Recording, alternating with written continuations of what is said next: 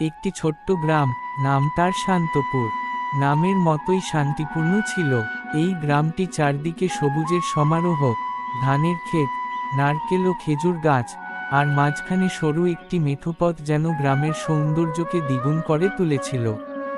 শান্তপুরের মানুষগুলো ছিল খুবই আন্তরিক ও পরিশ্রমী। গ্রামের সবাই একে অপরকে পরিবারের সদস্যের মতো ভালোবাসত। সকালে পাখির ডাক আর গরুর ঘণ্টির শব্দে ঘুম ভাঙত গ্রামবাসীর। এরপর সবাই যার যার কাজে লেগে যেত, কেউ মাঠে, কেউ নদীতে মাছ ধরতে, আবার কেউ হাটে মালামাল বিক্রি করতে যেত। শান্তপুরের মাঝখান দিয়ে বয়ে গেছে একটি ছোট্ট নদী, নাম বিধানী নদী। বর্ষাকালে এই নদীতে নৌকাবাইচ হতো, আর গ্রামের ছোট বড় সবাই উৎসবের মতো করে সেই প্রতিযোগিতা উপভোগ করত। নদীর পাড়ে দাঁড়িয়ে গ্রামের বয়োজ্যেষ্ঠরা গল্প করত, আর শিশুরা দৌড়ে বেড়াত। এই গ্রামে একজন প্রবীণ লোক ছিলেন, মোহাম্মদ রফিকুল হক। সবাই তাকে দাদু বলে ডাকত। তিনি ছিলেন গ্রামের সবচেয়ে জ্ঞানী ও সম্মানিত ব্যক্তি। ছোটরা তার কাছে গল্প শুনতে আসত, বড়রা পরামর্শ নিতে। দাদু বলতেন, গ্রামের ঐক্যই আমাদের বড় শক্তি। এই কথাটা যেন শান্তপুরবাসীর মনের গভীরে গেঁথে গিয়েছিল।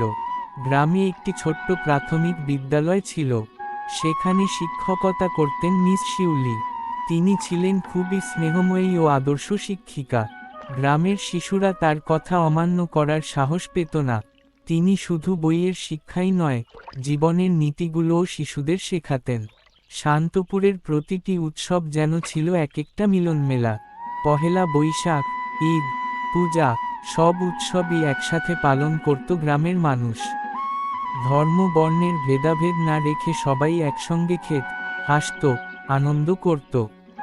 এক বছর বর্ষায় নদীর পানি অনেক বেড়ে যায়, অনেক ঘরবাড়ি ক্ষতিগ্রস্ত হয়। তখন গ্রামের যুবকেরা একজোট হয়ে সবাইকে নিরাপদ স্থানে সরিয়ে নেয়। শহর থেকে সরকারি সাহায্য আসার আগেই গ্রামের মানুষ নিজেরাই নিজেদের পাশে দাঁড়ায়।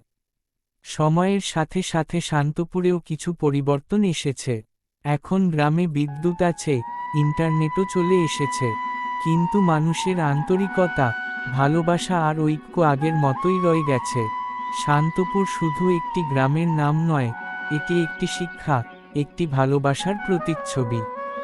যেখানে মানুষ মানুষের পাশে থাকে, যেখানে প্রকৃতি ও মানুষ একসঙ্গে বেঁচে থাকে, যেখানে প্রতিটি শিশুর হাসিতে থাকে ভবিষ্যতের সম্ভাবনা।